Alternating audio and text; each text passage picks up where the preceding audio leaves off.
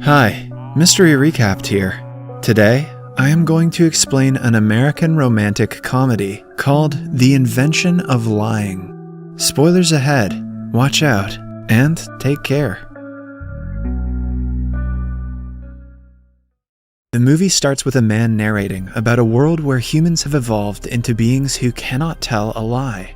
Because of this, everyone speaks the truth, including the beggars, businessmen, and even the beloved president himself. The narrator introduces Mark Bellison as a loser who is about to change his luck by telling the world's first lie. In the first scene, Mark approaches a beautiful woman named Anna to take her on a first date. Anna remarks with frustration that Mark disturbed her while she was pleasuring herself. She also comments that Mark is early and needs to wait for her to get ready. Mark expresses his concern that he can only afford a cheaper restaurant. He further says that his boss will probably fire him in the next week, and he does not possess any financial assets, despite being in his late 40s. Anna comes down and states that she does not find Mark attractive enough. Mark, who is used to getting similar attention from women, sighs as they come out of the room. The two then enter a restaurant, where the waiter is also brutally honest with them. He comments that Anna is out of Mark's league, and asks if she is his daughter. Embarrassed, Mark thanks him and asks him to leave.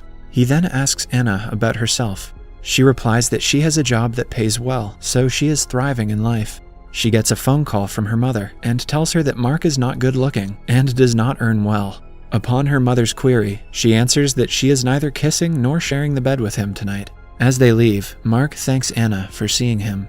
The scene moves to the Lecture Films studio, where a man is demonstrating Napoleon's story. As Mark appears, the man introduces him to the crowd as a screenplay writer of the company. Mark greets them with a smile, which soon changes to embarrassment when the man truthfully announces Mark to be one of the least successful employees who is getting fired soon. Mark arrives at the office and gets teased by his colleague Shelley for his incompetence. The boss, Anthony, comes out and fires Mark for his pathetic writing about the Black Plague. At the same time, Mark discovers Anna's mail, stating that despite liking his company, she is not interested in him on account of his genetic looks, financial condition, and position in life, which are all of the determinants for marrying people.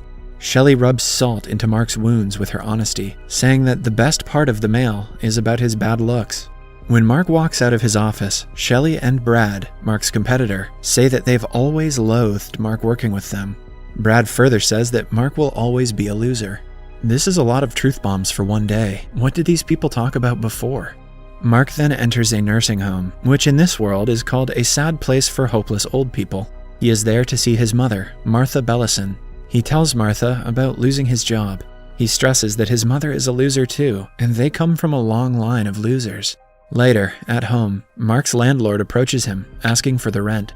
After Mark shares his condition, the landlord gives him a single day to get his stuff out of the house, because he is no longer competent to pay the rent. Mark goes to a bank to close his account and withdraw all the money he has. The cashier informs him that they cannot help him close the account because the system is down, but they can provide him the cash. The cashier then asks him his saving amount, as they cannot see him through the system. Mark says that he wants $800, while his heart beats rapidly. Just then, the system comes back, and the cashier checks his account, which has only $300. The cashier says that the system might have been faulty, and believes Mark instead. She gives him $800, and apologizes for the system's fault. Mark is astonished to receive this amount that he does not have in his account, and he leaves the bank with a huge smile. He pays his rent, and returns to his room. An overwhelmed Mark shares to his friends about his deed being unfathomable. He has just discovered lying. But his friends, who are unfamiliar with the concept, do not understand him. Mark tests his new skill by changing his name every few minutes, and his friends believe him every time. Then, he asks his friends what they would do first if they could do anything in the world. Greg says that he would have intercourse with a girl, so, to try it, Mark goes outside and calls a girl past him. She ignores him at first, but stops at once when Mark mentions that the world will end if she does not have sex with him at this moment. The girl hurriedly takes a surprised Mark to a motel. When they reach there, Mark asks the girl to introduce herself, but the girl shouts that they have to do it soon for the sake of the world. Mark feels awkward himself and pretends to make a call to NASA. He says that NASA has confirmed the world will not end and they need not sleep together. Rectifying a lie with another lie, Mark is on the fast track to becoming a politician. Following this, he returns to his friends and asks them, aside from being with a girl, what would they do if they could do anything in the world? They cannot think of anything, and in turn, ask Mark what he would do. At once, Mark replies that he would get all the money in the world. All this room aspires to is misogyny and greed. This is dark.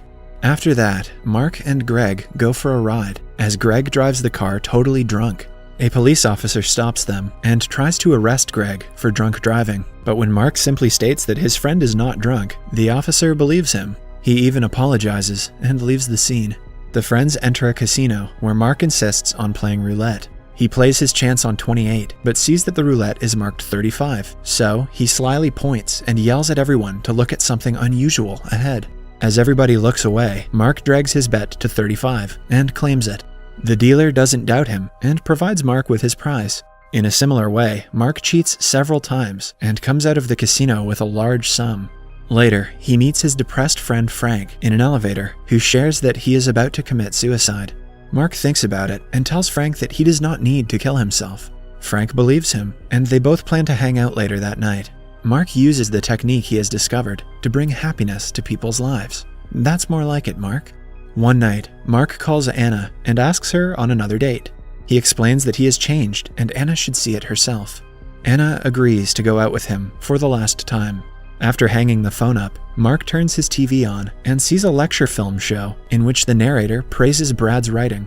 Mark gets an idea from this and goes to his table to write a story with his newfound knowledge. After completing it, he pours tea onto it and makes it look like a historical script. Mark heads to the lecture film studio and tells his boss Anthony that he has discovered historical writing in an ancient chest buried in a desert. The writing has stories about the crashing of a giant spaceship in Babylon, and it catches Anthony's attention. He asks his employees to listen to the historic story as Mark recites it. Mark reads that the Earth was saved by aliens in the 14th century. He adds that the alien king wiped out humans' memories to prevent them from remembering the events. After 700 years, a great writer, Mark Bellison, would stumble on and be put to human acknowledgement after being fired by his crappy boss Anthony and mocked by his colleagues Shelby and Brad.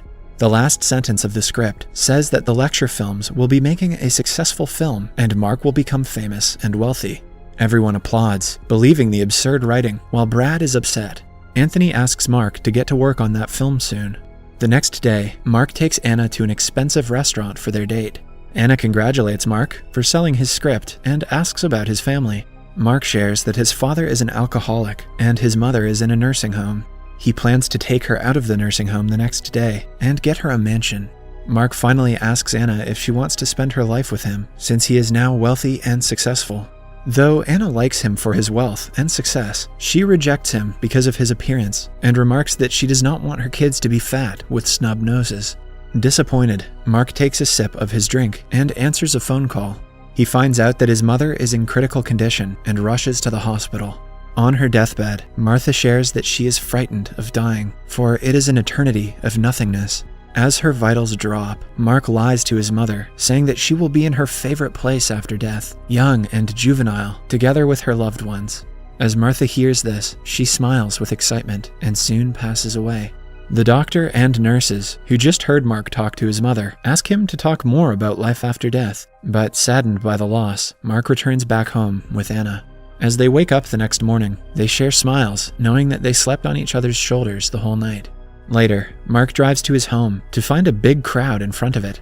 Astonished, he gets past the group while a woman screams his name. The crowd quickly surrounds Mark, asking about events that will happen after death. He somehow gets inside the house and turns the TV on to see a journalist reporting the scene from outside. Soon, Anna comes to his house and asks Mark what he said to his mother. He shares everything with her, and Anna believes in it instantly. She insists that Mark tell the people everything he knows. Though in a dilemma, Mark reaches for his pen and paper and starts writing. After he is done, he comes out and reads it aloud to the crowd. He says that there is a man in the sky who knows everything. The man will provide people with the best mansion, free ice cream, and loved ones in the place after they die. He warns that people who do bad things 3 times in their life will be placed in terrible areas. While people curse the man in the sky for causing bad events, Mark convinces them that the man is also responsible for all the good events happening to people's lives. One of the women comes forth and questions Mark how he knows all of this. Mark replies that the man in the sky told him about it and leaves while the crowd clamors. The following day's news headlines make titles like NASA on the search of the man in the sky, lowering the work productivity for people thinking about mansions after death, and the man in the sky responsible for disasters and miracles. Mark goes to his office and hands over the writing of the Black Plague to his boss. The film becomes a super hit, and Mark gets rich and famous overnight. While sitting in a park, Mark remarks to Anna that she is the sweetest person he has ever met. Anna also says that she enjoys his company. They get close to kissing, but Anna backs away at the thought of her children looking like Ricky Gervais. She expresses that she loves him, but cannot get past the genetics thing. Later that day, Anna comes to Mark's mansion to give him a birthday card and informs him that she is going on a date with Brad. She also shares about her intentions of sleeping with Brad, which Mark finds alarming. He convinces Anna not to be involved in physical relations with anyone before marriage. After saying this, Mark opens his birthday card, which has a birthday coupon for him to share the bed with her. She complains that since they are not married, she will not go out of the rule. Mark finds himself awkward and says that it is a shame to waste this coupon. Just then, Brad arrives and takes Anna to dinner. Throughout the dinner, he talks about his success and belittles Mark for his appearance. While Anna watches Mark's interview on TV, her mom changes the channel, saying that Mark is never going to be her friend, even though he speaks to the man in the sky. Anna does not like her talking about Mark like that and argues that he makes her feel special. The mother strongly opposes Anna with the argument that Mark will always be a loser and his children will be the same.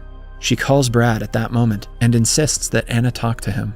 Many weeks pass after the event. One day, Anna suddenly appears in front of Mark and finds him looking awful with long hair and a beard. She gives him the invitation card to her wedding and asks him to attend it for her. Mark requests that she does not marry Brad, but Anna replies that she needs to do this because she has little time to match a perfect genetic partner and have the children she has always longed for. On the day of Anna's wedding, Mark wakes up and sees Greg in a suit, who offers him a shaver. He shaves his beard and attends the wedding. The priest asks the people if they offer a better genetic matchup. As silence prevails, Mark stands and puts forth his claim that Anna is happier with him. Brad in turn asks Mark why Anna is standing next to him if she is happy with Mark. Brad tells Mark to ask the man in the sky what's best for Anna, to which Mark says that Anna knows what is best for her. Mark begins to walk out, but Anna insists he ask the man in the sky. Mark finally confesses that there is no man in the sky, and he just told the story to relieve his mother during her death. Anna further questions why he did not lie to marry her. Mark replies that the lie would not make a count. At last, Anna claims that she wants little fat kids with snub noses. Hearing this puts a smile on Mark's face. As the movie concludes, Mark and Anna are seen eating breakfast with their chubby little son, while Anna is pregnant with their second child. Subscribe for more videos like this, turn on notifications, and leave a like to help the channel out. Thank you for watching.